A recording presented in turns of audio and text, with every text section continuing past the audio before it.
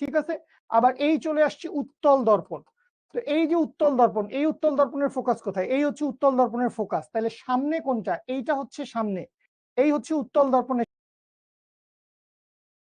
সামনে। তাহলে সামনে থাকলে কি হবে? পজিটিভ হবে। কিন্তু পিছনে চলে গেলে কি হবে? পিছনে চলে গেলে নেগেটিভ হবে।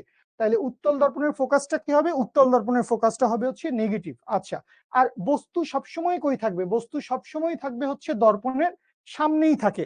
উত্তল হোক অবতল হোক, বস্তু সবসময় কোথায় থাকে? দর্পণের সামনে। সো বস্তুর দূরত্ব সবসময় কি হবে? বস্তুর দূরত্ব সবসময় হবে হচ্ছে পজিটিভ। আচ্ছা, যেটা নিয়ে আমাদের একটু প্রবলেম হবে বা একটু চিন্তা করতে হবে, মাথা খাটাইতে হবে, সেটা হচ্ছে বিম্বের দূরত্ব।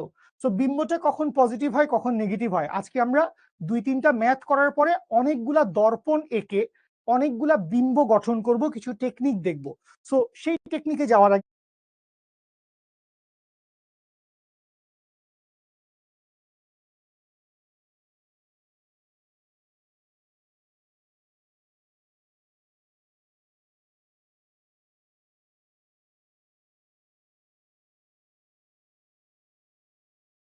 পেছনে টেনে এনে মিলিত করতে হয়। তো এইখানে একটা অবাস্তব বিম্ব গঠন হচ্ছে। তো অবাস্তব বিম্ব গঠন হইলে ভি এর ভ্যালু কি হবে? ভি এর ভ্যালু হবে নেগেটিভ। তো এই হচ্ছে আমাদের মোটামুটি সব কথা। এই ঘটনাও আমাদের সত্যি।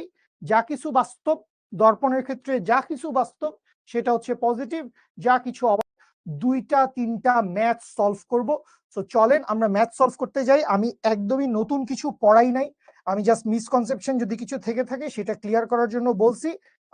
বিবর্ধনের ব্যাপারটা নিয়ে আমরা সামনে গেলে কথা বলবো, বাট তার আগে আমরা 2-3টা একটু ম্যাথ সলভ করতে চাই। তো সবাই কোয়েশ্চেন পড়েন, ম্যাথ সলভ করা শুরু করেন, আমাকে অ্যান্সার দেন, আমি আসি আপনাদের